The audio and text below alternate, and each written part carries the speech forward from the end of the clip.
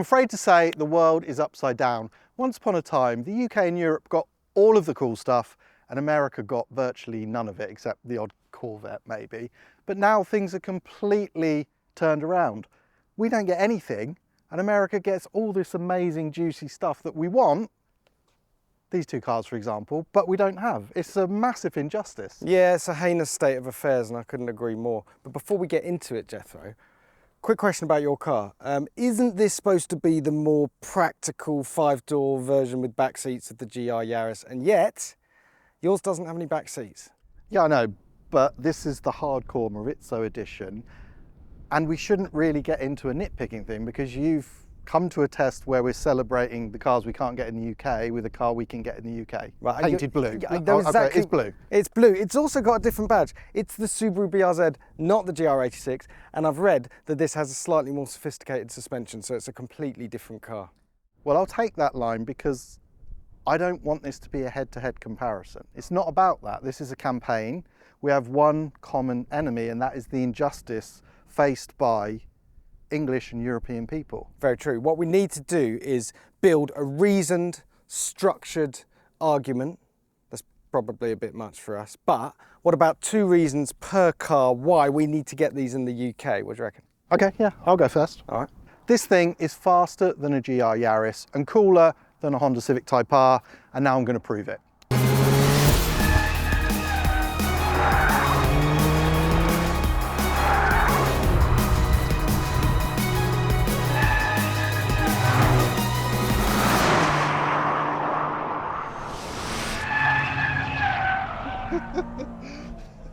Faster than a Yaris and cooler than a Type R. I might have overdone it straight away, but let's try and make that case. The bad news, bigger car, it's heavier than the Yaris, 200 kilos heavier, has a bit more power, 30 more horsepower, but that's probably not going to completely negate that big chunk of weight. But it has the same rally vibes. And to me, the Yaris, which is, I love it, it's a really cool thing, but it almost feels like it needs a bit more weight because it's set up mostly at lower speeds to understeer a bit, and then it weirdly starts to oversteer at higher speeds when understeer would be quite nice. A bit more weight, a bit more freedom in the car might just bring out a more fun side. So whether it's faster than the Yaris or not, I think it's pretty close. To be honest, it does feel a little bit more gutsy. But my hope is that it's also just a bit freer dynamically. And I have to say, it's got that lovely Yaris aggression. And it's got a little bit more noise, a little bit more attitude somehow. I've got more turbo noise. It does feel a little bigger, a little heavier in direction changes, but for the most part, the Yaris's dynamics are retained, and there is that playfulness just on turning that you get with a bit of extra weight. It's just a really cool thing.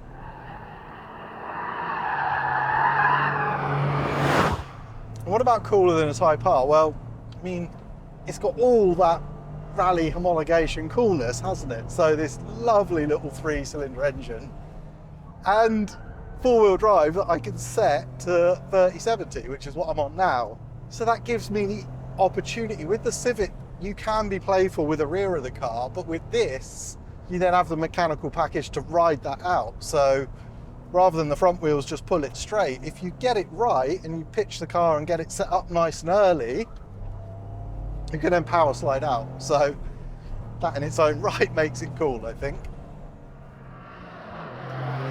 And what it really does as well is challenge you.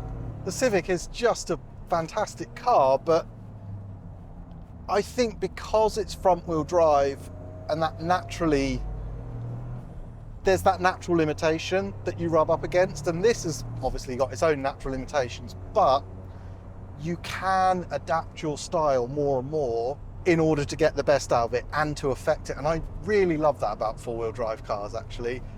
They take longer to get your head around, and they can feel frustrating at first because you're maybe the way you drive is contradicting what the four-wheel drive system wants to do. But once you get your head around that and figure out the technique, you seem to open up this whole new world of what can be done. And I find that challenge really, really interesting. And even when you've got it, you think you've got it right, it's quite a narrow window to get the best out of it. Whether you're wanting to just slide around or wanting to go quick, you have to be really disciplined and keep yourself in this sweet spot. It gives it longevity. I don't think you'd get bored with it because you're able to affect what it's doing so much with your driving technique. So you would almost think, wouldn't you, that everyone in the world could afford a GT3. Every time I look online, there's another GT3 video, another GT4 RS video, another GT3 RS. Now there's GT2 RS spy videos going around the ring. It's like, it's just what we drive. This thing, okay, it's $51,000, but you can get a base car for 37. You can get a circuit pack somewhere in the middle. So it's not crazy money, and there's a real authenticity to it. It doesn't feel like a marketing exercise in any way. It feels like a taste of an exotic motorsport sort of world for people who can't afford a GT3. Guess what? There are quite a lot of people like that, me, for example. And that is something that we need to remember. I love hooning around in other people's several $100,000 or euro or pounds, whatever you deal in, car. But this sort of thing that's relatively affordable and really exotic is just not just an endangered species, it's pretty much extinct. And to me, that's pretty tragic. So this thing is every bit as focused, as wild in concept, and as exotic and special and charismatic as some of those special Porsches or Ferraris or whatever it is. And that's great. We need more cars like this. We need many, many more cars like this.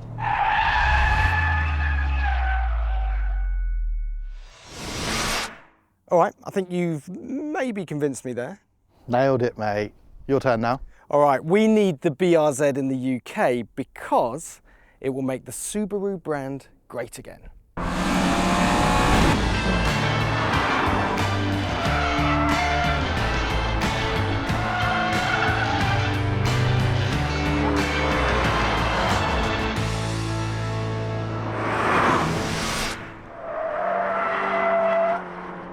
If ever there was a car to make Subaru great again in the UK, the BRZ is it. It is a little bit cheap, I'll be honest. This interior, the graphics on the screen, the quality of this switchgear, it's not fantastic. But then, it is a cheap car. This one costs $31,000, and this is the high-spec version, which is a lot of fun for not a lot of money. And look, it can hold its own on track. It can do big, silly skids if that's what you want it to, and then you can drive home in comfort later on. It's astonishingly broad in its capabilities. Oh, what I love about this is the fundamentals. They're all spot on. The driving position is good. The seats, they're squidgy, but they hold you in place. The gear shift is really nice and snappy, and this engine, well, it's a 2.4 now, a bit more torque. It's a naturally aspirated petrol engine, not the most characteristic one in the world, but it does a job. And it just adds to the fact that this is a no-frills fun machine, honestly. Come on, give us what we want, Subaru. The UK needs this sort of stuff. Save us from big, characterless, heavy electric cars.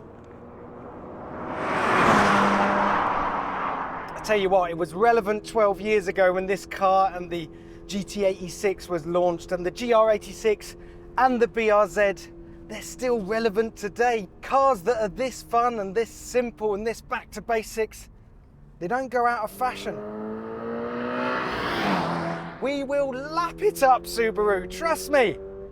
The GR86, the UK allocation, 2 years of cars sold out in what? 90 minutes? It's a surefire bet.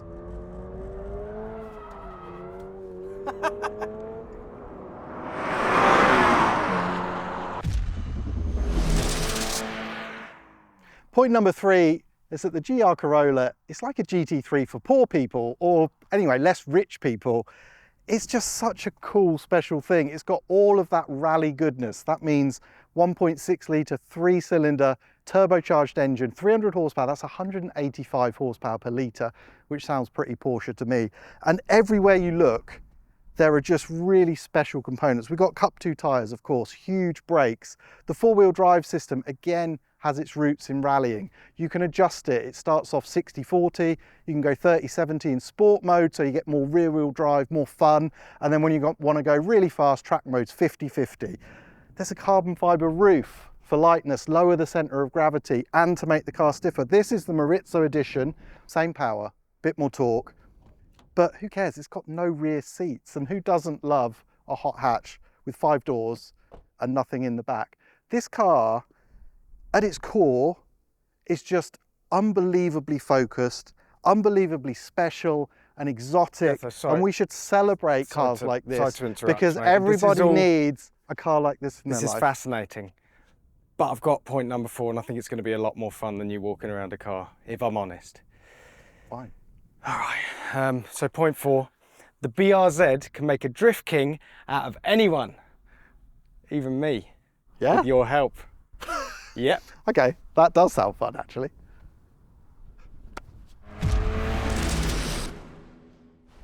Right, time for my lesson. What have you got in store?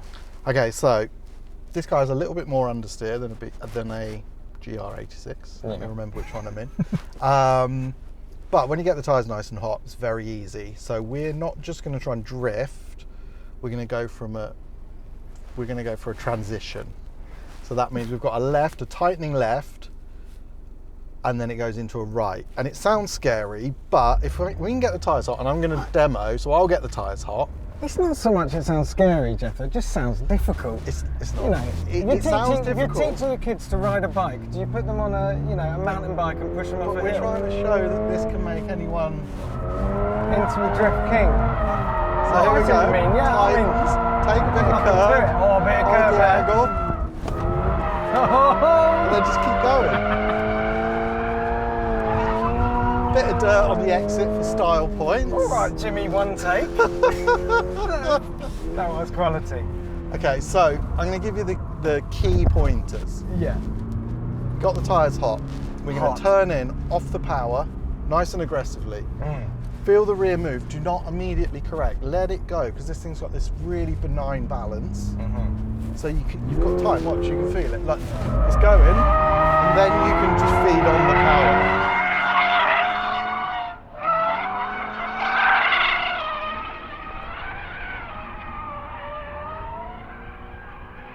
So I was just having a look out the window over there at that lovely train. I thought we were the same height. How do you sit this much further away from the wheel than me? We're in for those big balls. Hopefully there's going to be a second pair in this car in a minute. Here we go. Second gear, yeah? Yeah. Big turn, lift, power. Oh! Okay, we got the first one. Right, we'll try the second bit, right? Power.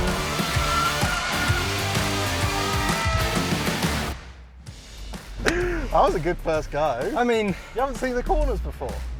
You got a lot of angle quite early up, but you need so much throttle to maintain it in this car. Yeah. You haven't got a ton of power. Once you've got all that lock on, you've got to be committed, otherwise you're going to get that tank slapper. We don't want to go into the dirt, so it's a good start. Power.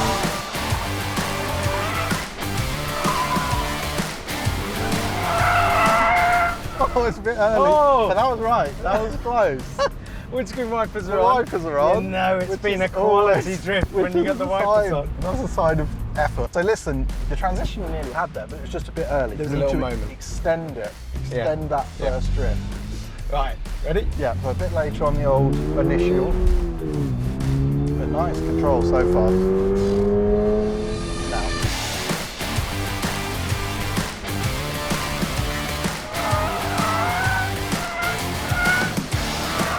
That's it. You're getting there.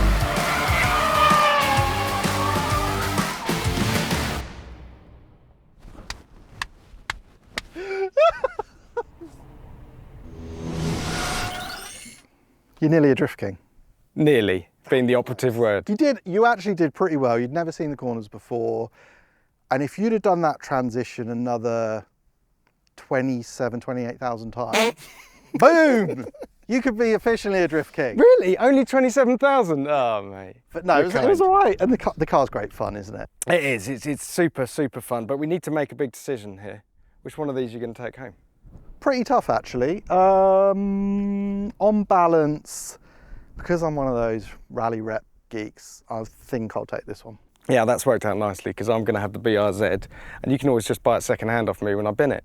Yeah. Okay. Also, $20,000 in your pocket as well, so I can do some nice mods, turbochargers, uprate the dampers. Or pay me and I'll actually teach you how to drive properly. All right, it's a deal. In fact, come on. I want to have a proper go in that. I've been watching you have a good time all day. All right, I'm happy with that. Okay, so let's find out what Jethro's been harping on about all day with this GR Corolla. And straight away you can feel that it feels bigger and heavier and slightly less agile than the BRZ, but that's not necessarily a bad thing because it also feels full of grip, super stable, unlikely to spit you off the track.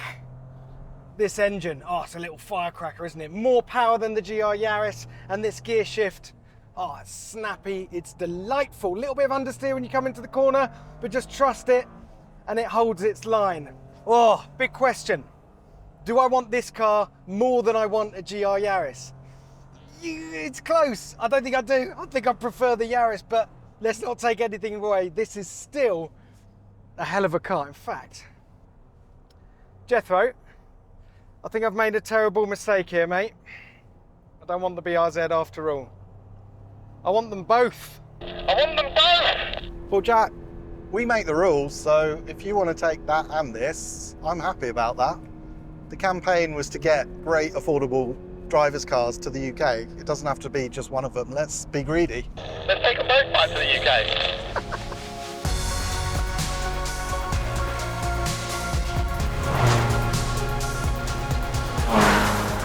The truth is, we need as many affordable, attainable, accessible drivers' cars as we can get, wherever that is in the world.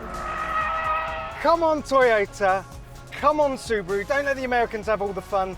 Do the right thing. The UK needs you.